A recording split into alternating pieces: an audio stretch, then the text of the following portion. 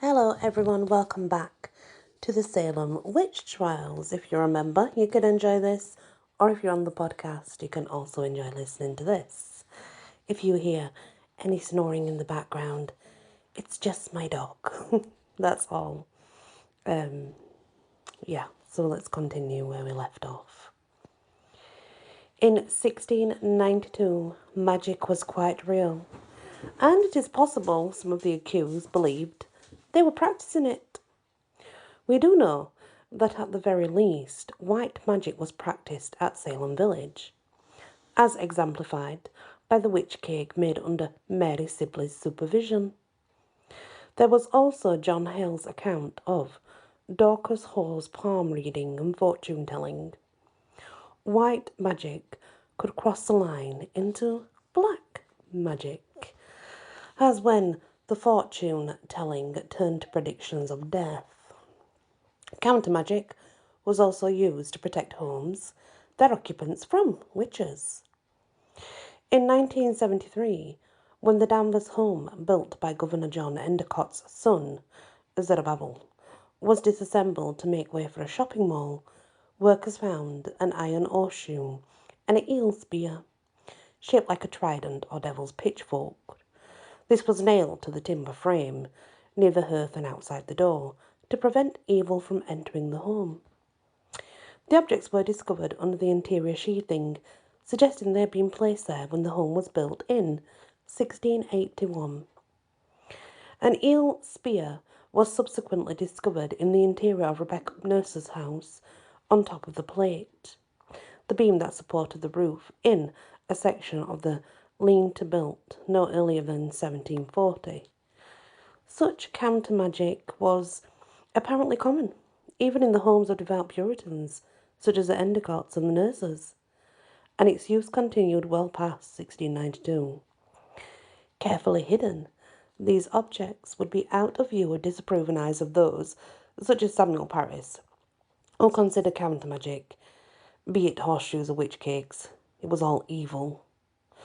Still, families could draw comfort from knowing their homes were protected.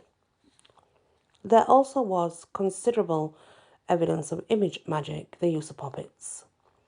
George Burroughs, John Proctor, Anne Purita, and Alice Parker allegedly gave puppets to the afflicted for them to use to torment others.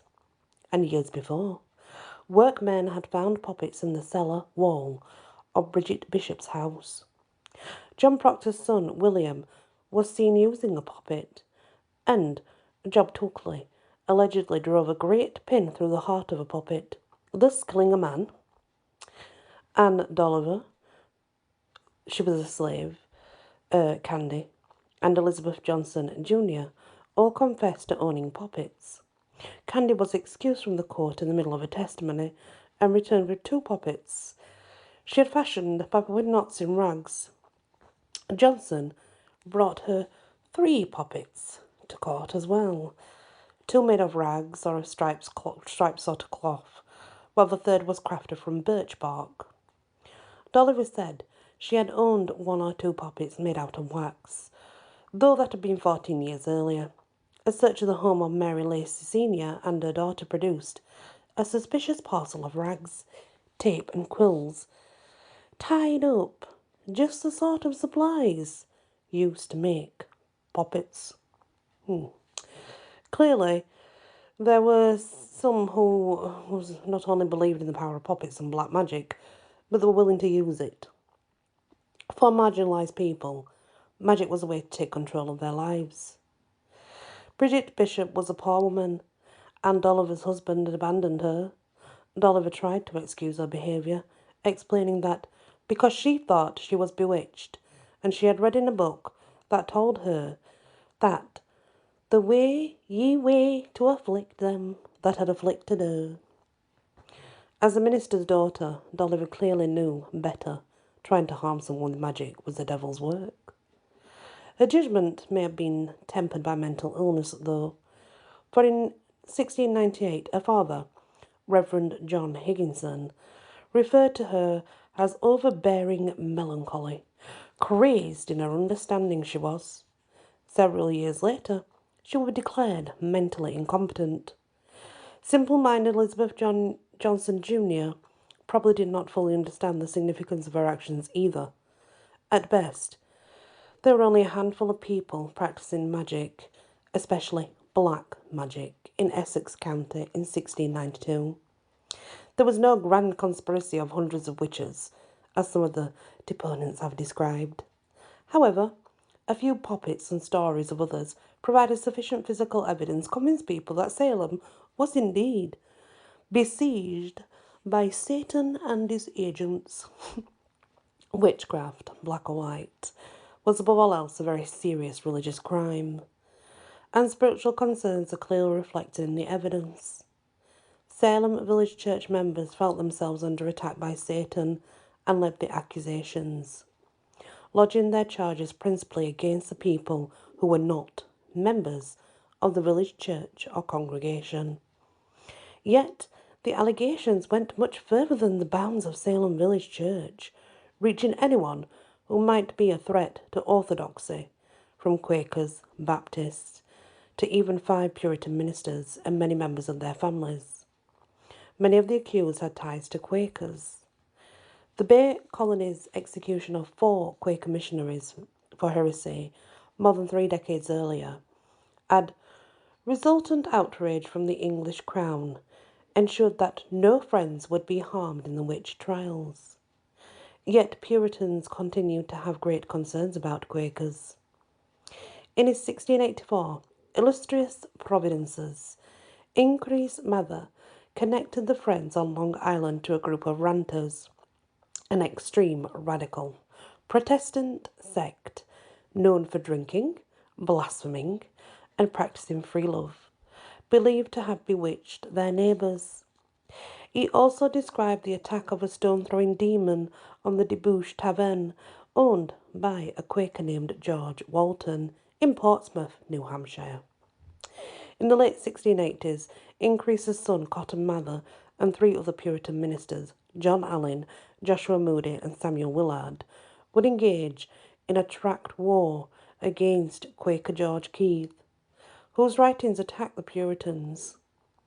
Cotton Mather reminded his readers in his account of Goody Glover's bewitchment of the Goodwin children that Martha Goodwin was able to read a Quaker's book as well as a Popish book, but not the Bible or any orthodox Puritan writing. In 1691 he warned, "I look upon Quakerism as a snare of the devil." Mather suggested that the strange quaking looked like diabolical possession. Mather also reminded his readers of the efforts of Quaker women, in particular, to discredit the Puritan Church. In 1663, Lydia Wardwell had walked into Newbury Sabbath service completely naked to protest against Puritan faith, which she felt lacked substance. 14 years later, another Quaker woman walked into Boston's South Church in the middle of Sunday service wearing sackcloth and smeared in ashes. A shocked Samuel Sewall stressed that it occasioned the most amazing uproar that I ever saw. Perhaps some had Cotton Mathers and Miniters in mind when Samuel Wardwell and others with Quaker ties were accused of witchcraft. Samuel was not himself a friend, but he and his wife Sarah both had Quaker ties. Notably, Samuel's brother, Eliakim, and sister-in-law, the naked Lydia Wardwell, had adopted the faith. Furthermore, the brother's parents were antinomians who followed John Wheelwright to New Hampshire. So there was a streak of religious extremism in the family. Samuel was well known for his palmistry and fortune-telling. It should therefore come to no surprise that both the Wardwells, their daughter Mercy, and Sarah's daughter Sarah Hawkes were accused. There were a number of Quakers in the family of Elizabeth Proctor and a sister, Mary de Rich, including their father and brother. Furthermore, their grandmother, Anne Burt, had been charged with witchcraft in 1669. Suspicion may have even fallen on respected Puritan Saint Rebecca Nurse because of Quaker ties. In 1677, she and her husband, Francis, had become the guardians of an orphaned Quaker, Samuel Southwick.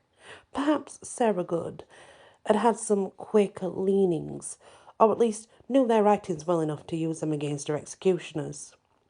Her angry last words on the gallows to Reverend Noyes were drawn from the Bible, but they had been used by English Quaker Joseph Nicholson in 1660 tract to protest Massachusetts' execution of Quaker missionaries.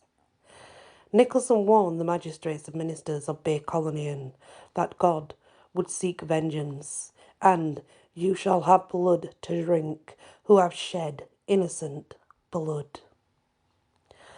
So you see, guys, as we are learning, it seems like they were accusing anybody who just stepped outside what they expected them to believe in, you know. You know how it goes. They have a different belief, therefore they've got to be dwelling with Satan. Of course. What else? Thank you for listening to this part of The Accused. We'll continue with The Accused when we come back. Probably look at George Burroughs, who I believe had no Quaker ties. Maybe he did though, I don't know yet. Thank you for listening, and many blessings.